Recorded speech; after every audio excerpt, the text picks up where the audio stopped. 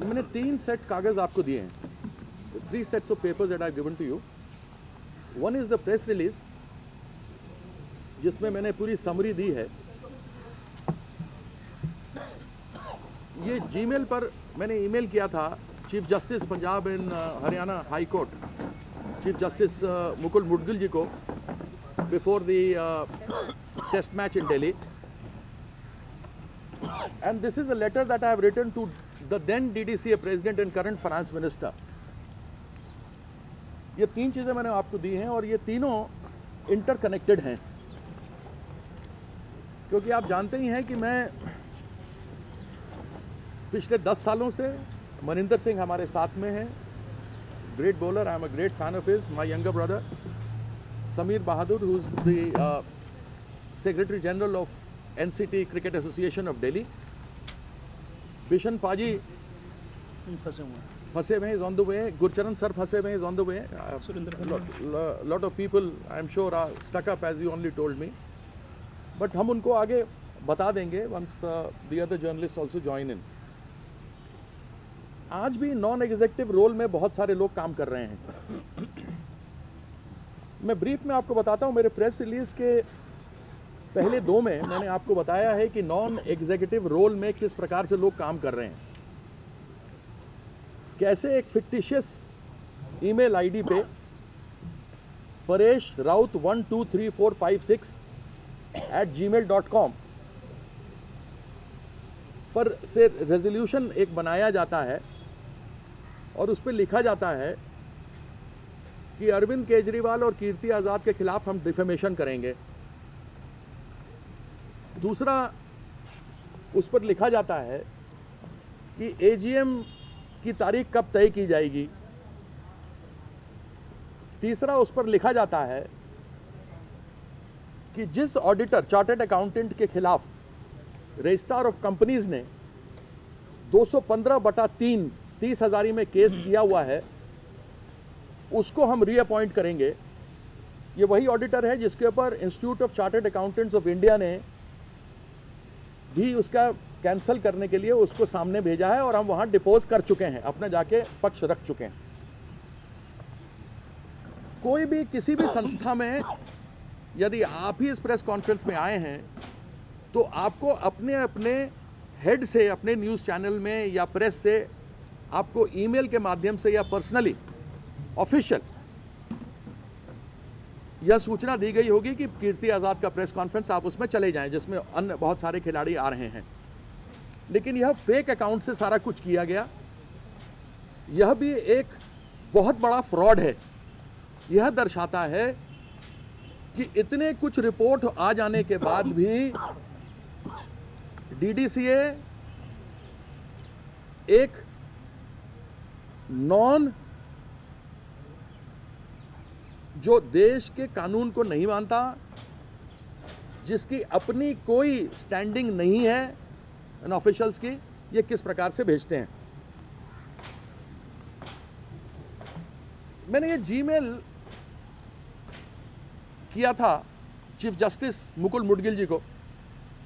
ये तब की बात है जब हाई कोर्ट में जाकर मैं इंटरवीनर बना था और मैंने ये कहा था कि आप मैच तो ज़रूर हो, लेकिन यह मैच कृपया करके इन डीडीसीए में बैठे हुए लोगों को आप न दें। उस समय चीफ जस्टिस मुकुल मुडगिल जी को माननीय उच्च न्यायालय ने अपॉइंट किया था, उन्होंने मैच कराया। आपको एक बात और बता दूं कि पिछले 55 मैचों में, जहां पर करोड़ों रुपए हर मैच कराने के लिए और 30 करोड़ रुपए हर साल डीडीसीए को मिलते हैं, जहां पर आईपीएल के अंदर फाइनेंसेस की कोई कमी नहीं होती है, उन मैचों में इनको बहुत बड़े लॉस, घाटा दिखाते रहे हैं। 55 मैचेस हुए हैं, लेकिन यह मैच समय बहुत कम था, फाइनेंसेस की प्रॉब्लम थी, सब्सिडाइज किया गया खाने को, बच्चों को फ्री में टिकट दी गई मैच देखने के लिए। इन सब के बावजूद मैच में प्रॉफिट हुआ है। इसके पहले अगर कभी डीडीसीए में प्रॉफिट हुआ था तो 1982 में हुआ था, जब इंग्लैंड के विरुद्ध यहां पर टेस्ट मैच हुआ था। और क्योंकि उस समय डीडीसीए के लोगों के ऊपर सीबीआई की रेड हुई थी, सारे जेल गए थे, वह मैच बीसीसीआई के ऑफिशियल्स ने देखा था। 1982 में जब पैसे नहीं थे तब प्रॉफिट हुआ।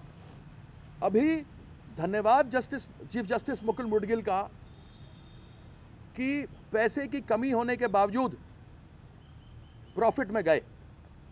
यह दर्शाता है कि इन 55 मैचों में कितना घोर घोटाला हुआ होगा। उसी सब की चिंता करते हुए पिछले 10 सालों से केवल मैं ही नहीं, बिशन सिंह बेदी जी नहीं, मनिंदर सिंह जी ही नहीं, डीडीसीए के खुद डायरेक्टर्स ही नहीं, इन सबों ने चिट्ठियां लिखते रहे।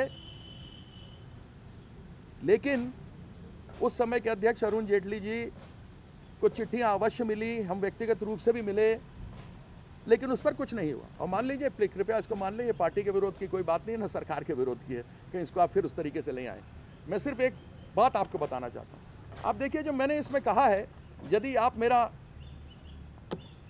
ये जीमेल की वो चिट्ठी देखेंगे, ईमेल की चिट्ठी देखेंगे, तो उसमें मैंने बताया हुआ है कि कैसे lunch and catering expenses, printing and stationery expenses, security expenses, PA system, walkie talkie, CCTV, housekeeping expenses, किस तरीके से इन्होंने खर्चे किए हैं। मैंने इनको ये भी आगाह किया है कि फलाना फलाना फलाना आदमी कोई सिक्योरिटी कमेटी में होगा, कोई ऑर्गेनाइजिंग कमेटी में होगा, कोई फाइनेंस कमेटी में होगा। यह मैं आगाह करा चुका हूं। और वही सारी बातें यदि आप 27 पेज माननीय चीफ जस्टिस मुडगिल जी का उठाएंगे तो देखेंगे कि मेरी एक बात सही नहीं साबित हुई।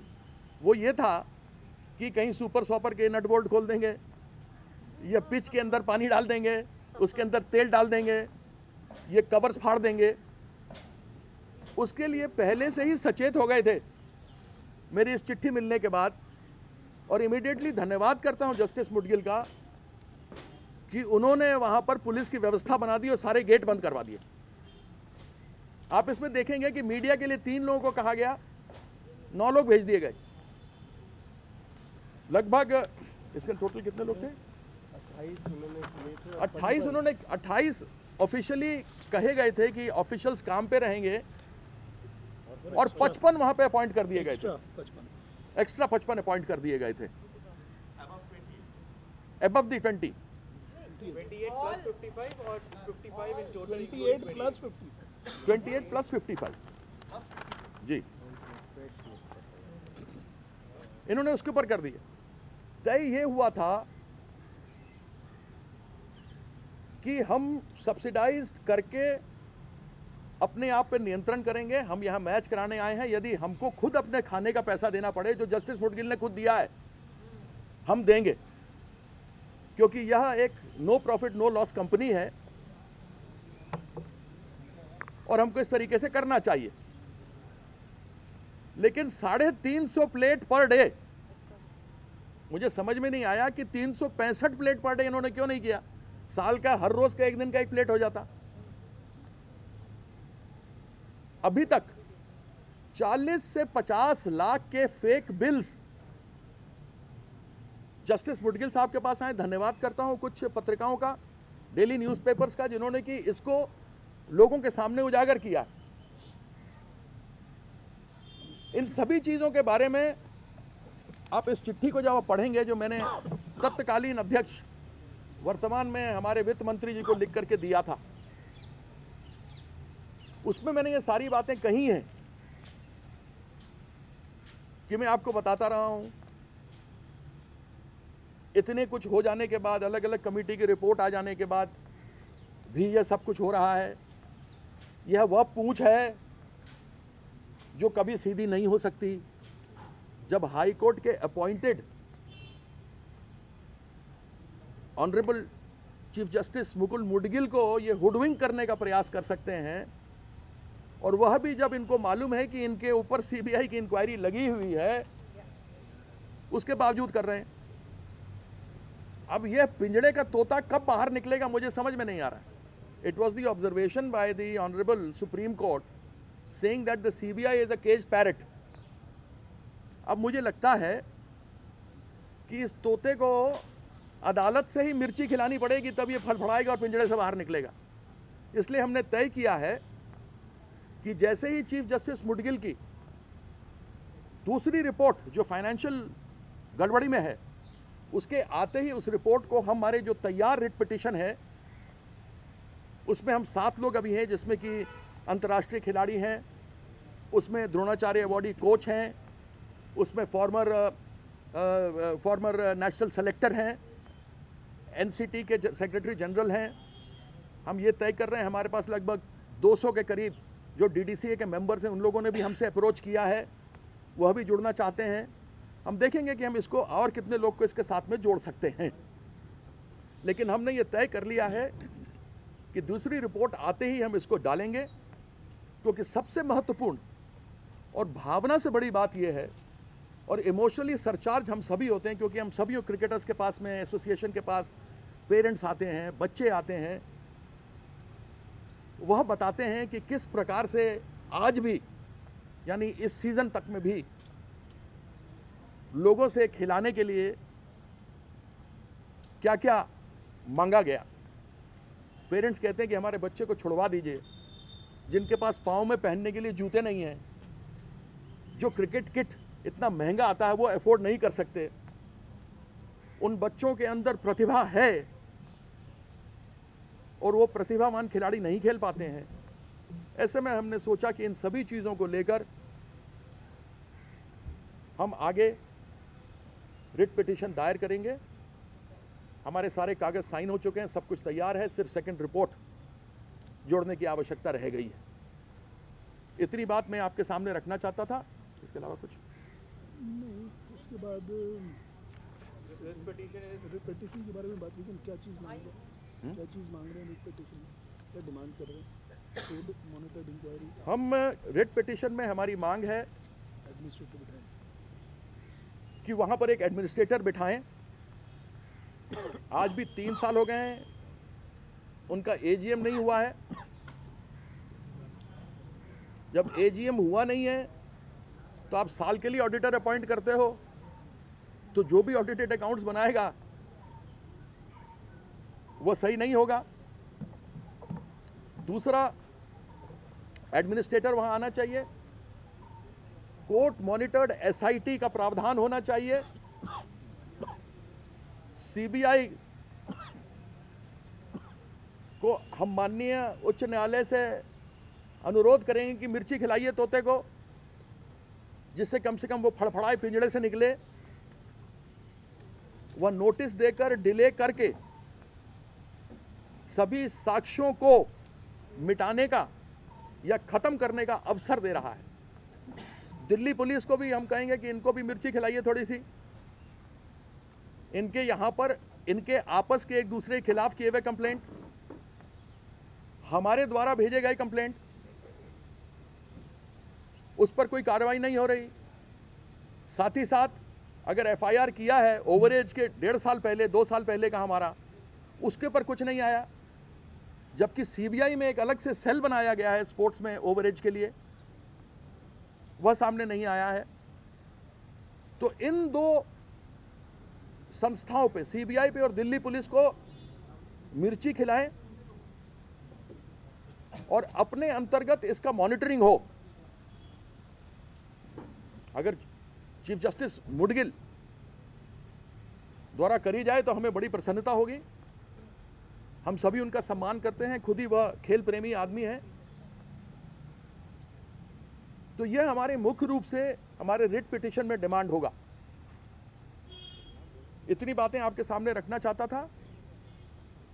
हम जो रिट पिटीशन कर रहे हैं वो सभी 24 जो एग्जीक्यूटिव कमेटी के मेंबर्स हैं DDCA के, हालांकि अभी 24 में 16 जिन्होंने साइन किया है डेफेमेशन का, वह है ही नहीं, उनका टर्म खत्म हो चुका है, लेकिन उसके बावजूद उन्होंने साइन किया है डेफेमेशन के लिए। और इन्होंने आपस में एक दूसरे के खिलाफ में केसेस किए हुए हैं, कोई आर्म्स एक्ट में है, कोई किसी में है, कोई कहीं है। किसी ने कहा है तूने बैंक अकाउंट गलत बिना किए हुए कर दिया, एक ने कहा है कि तूने 1.5 करोड़ रुपए अंदर कर लिए, तेरे पास अनअकाउंटेड मनी है, तेरे पास अनअकाउंटेड मनी है। ऐसे बहुत सारी चीज़ें हैं जिन्होंने एक दूसरे के खिलाफ में केस किए हुए। 57 ऐसे कंप्लेंट्स हैं, FIRs हैं, इन लोगों ने डिफेमेशन किया है। और एक मज़ेदार बात ये देखिए कि आपके माध्यम से चैनल में, अखबारों में देखा मैंने कि कीर्ति आज़ाद को डिफेमेशन कर दिया गया। आज तक नोटिस नहीं मिला मुझे। I have not received a single notice. डराने के लिए था। अभी डराने के लिए किया है या क्या किया मुझे मालूम नहीं, और मैं डर जाऊंगा ये तो संभव ही नहीं है। मैं तो ऊपर वाले भगवान से, पिता से और अपने गुरु, बाकी बड़ों की इज्जत जरूर करता हूं। हाँ पूछिए ना।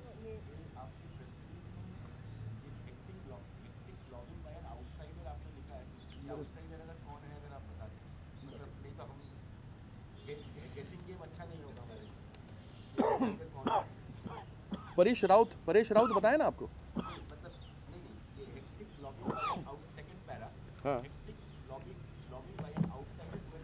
people like Paresh Raut,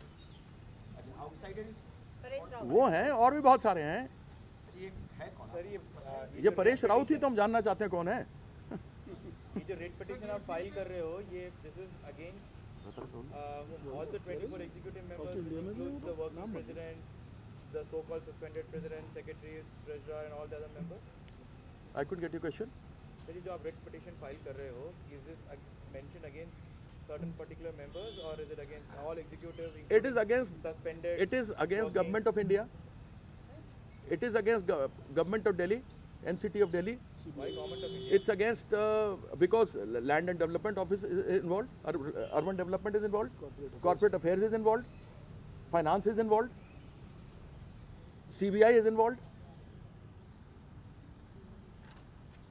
All they are involved. Just a minute, let me. And all the 24, from the time all this started happening, for the last 10 years, jitne bhi the, those who have retired, those who are there, and mind you, I must tell you, there is no provision of acting president in DDCA and no provision for non-executive president in DDCA. The memorandum of association and articles of association nowhere says or mentions an acting president or non-executive president. A person who has signed on all the minutes, who has attended all the AGMs, cannot be a non-executive office bearer of DDCA. And these are the minutes and everything जो मेरे बक्से में खोलने के बाद मुझे मिली।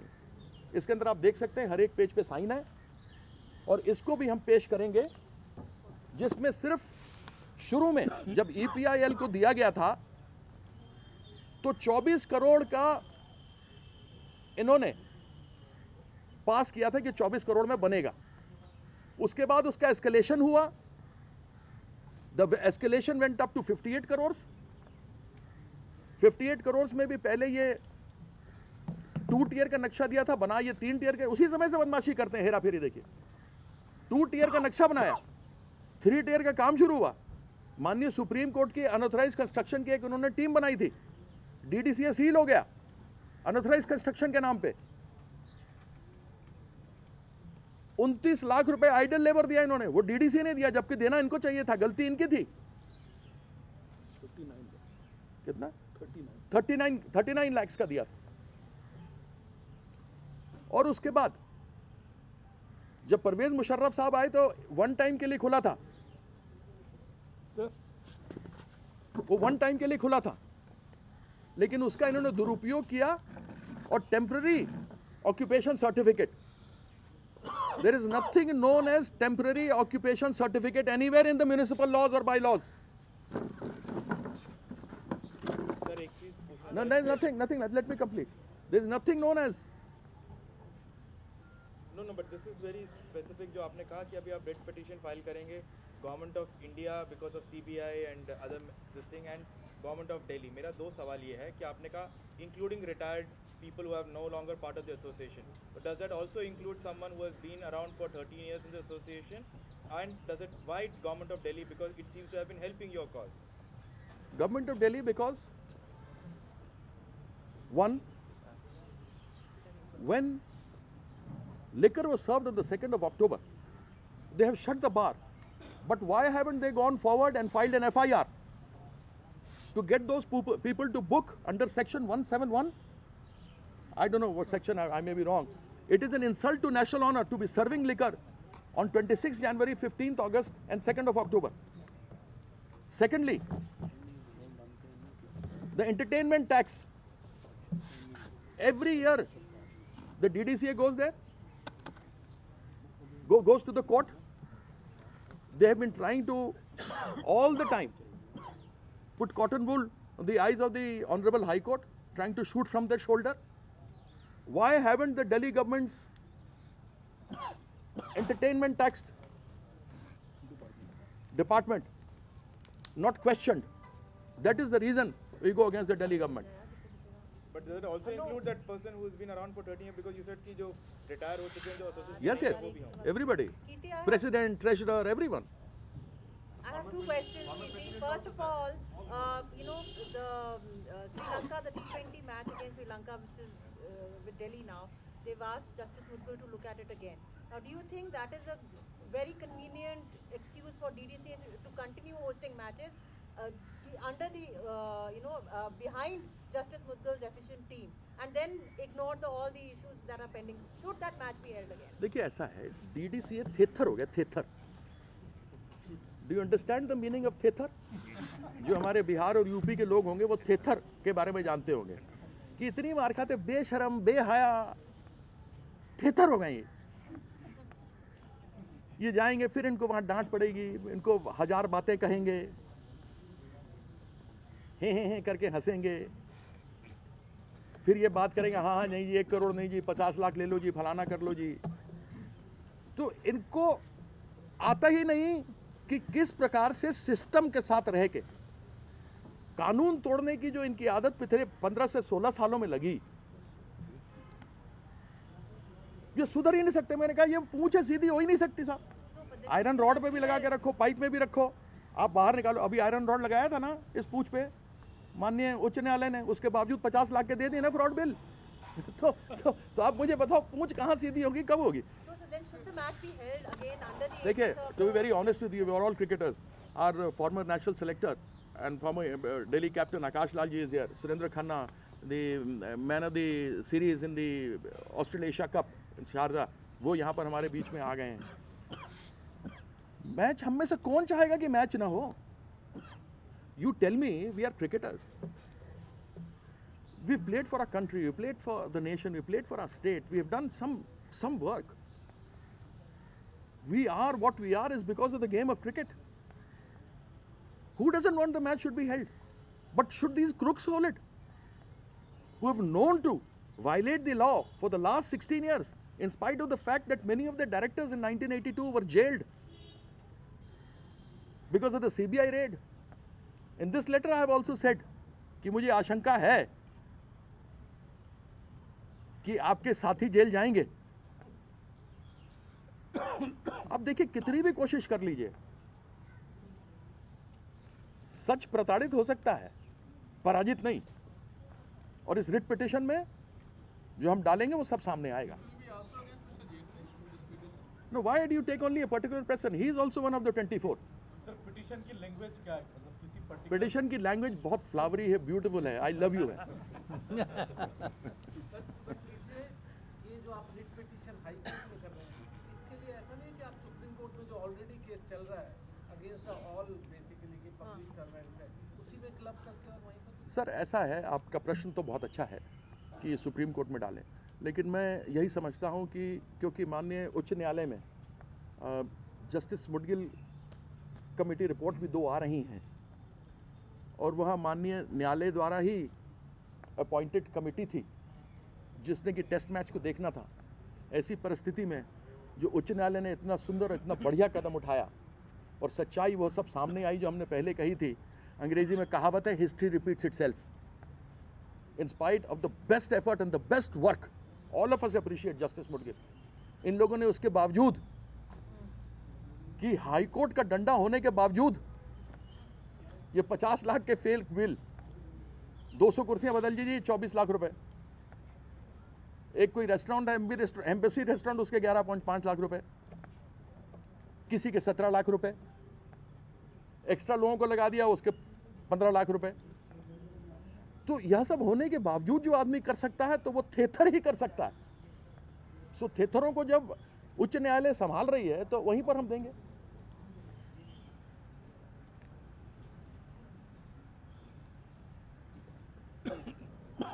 Okay और आपने एक और बोला था सीडी और आने वाली है, वो आएगी एक महीना? सर वो आ जाएगी ना, ये सारी सीडी बन रही है ना अभी आएगी। अभी तो और भी कुछ, मैं तो वो बक्से खोले नहीं है पूरे, अभी तो और खोलूंगा। 13 बक्से हैं, अभी तो 4 या 5 हमने खोले ना, 5 खोले हमने। 13 इंटरनल सीडीज भी हम रिलीज करेंगे, किस तरह से एक दूसरे को गालियां देते हैं। ये इंटरनल सीडीज भी हम रिलीज करेंगे, कैसे ये एक दूसरे को गाली देते हैं और बाद में प्रॉक्सी इकट्ठी करते हैं। आप जस्टिस लोधा ने जो अपना ऑब्जर्वेशन दिया था उसके अंदर 90% जो चीजें कहीं भी वो मेरी मानी हुई हैं।